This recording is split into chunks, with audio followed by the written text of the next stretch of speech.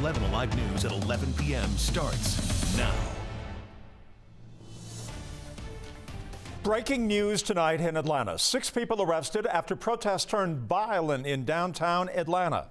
Smashed windows and a police car set on fire.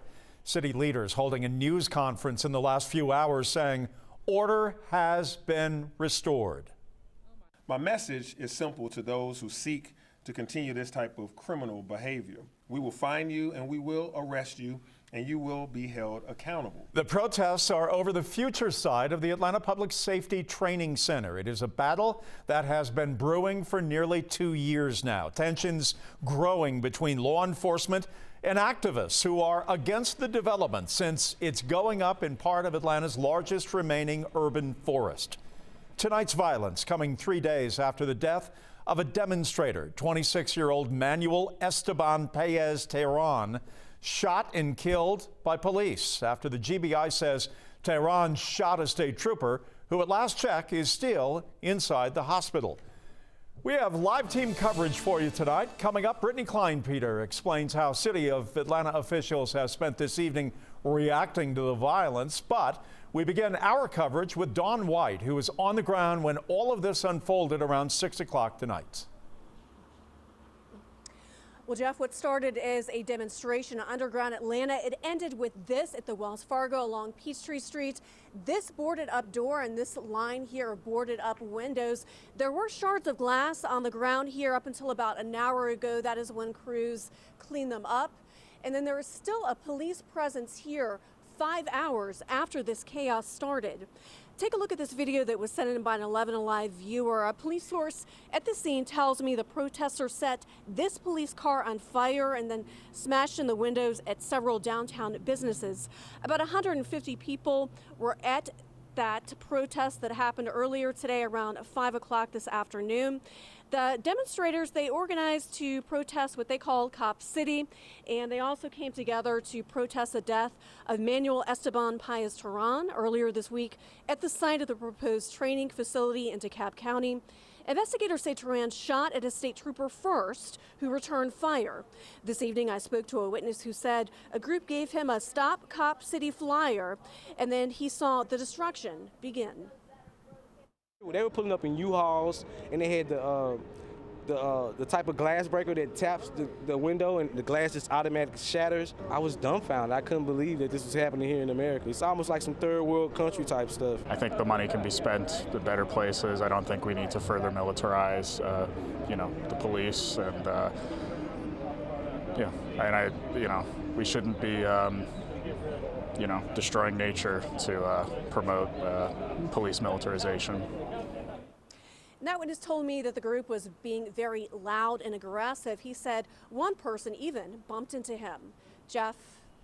Dawn White reporting in downtown Atlanta for us tonight. City leaders were described as being on high alert heading into tonight. There was an expectation of the possibility of violence. 11 Alive's Brittany Kleinpeter has more on their response. Good evening. The mayor and the APD police chief just speaking to us within the last couple hours. They said they did make multiple arrests and at least 3 businesses were damaged. We're in front of another one. Don was showing you one earlier. This is another bank, Truist Bank, right off Peachtree Street. You can see they bashed into the windows at some point. There is still glass on the ground here, as you can see, but they tell me the protests spanned about 2 blocks in this area, and at least 6 people have been arrested so far. That many of the people protesting down here, they said, were wearing explosive devices, and that's actually how they were able to set fire to an APD vehicle. At one point, the APD chief calling some of them bad actors and saying many of these protesters were from out of town. Atlanta mayor saying that they will not tolerate this kind of destructive behavior. Make no mistake about it, these individuals meant harm to people and to property. And so to the people of Atlanta, I have said from the beginning of my administration that keeping our city's streets safe is my top priority. And if there's someone that committed a criminal act that we currently do not have in custody, we're using all of our investigative resources to ensure we identify them and we bring them to justice. Leaders say no officers were harmed tonight. They also tell us that the current charges for those 6 individuals that were arrested will most likely be upgraded. But of course, we'll continue to follow that for you both on air and online. Jeff? All right, Brittany, thank you for the very latest on the breaking news story. Download our 11 Alive app. It's free to download in your app store. Some other stories we're following for you on this Saturday night. Fire tearing through an apartment complex overnight in College Park. This was at the Beacon Ridge Apartments along Old National Highway. South Fulton Fire saying 5 apartment units were damaged and that there was some structural collapse as well. No one was hurt, but at least 12 families have now been displaced. Happening today, the first of 2 services to celebrate the life of Devin Willock, the UGA offensive lineman who was killed last weekend in a late-night crash in Athens. Members of the Bulldog football team gathered with members of Willock's family for a private ceremony. One day before the crash, Willock was with his teammates for a celebration of UGA winning its 2nd straight national title. Meanwhile, a memorial continues to grow near the crash site along Barnett Shoals Road in Athens. Again, this was the first event meant to honor Willock. There will be a public celebration of his life coming Friday back in his native New Jersey. A funeral was held earlier this week for the driver in the crash, 24-year-old UGA football staffer Chandler LaCroix in her hometown of Toccoa.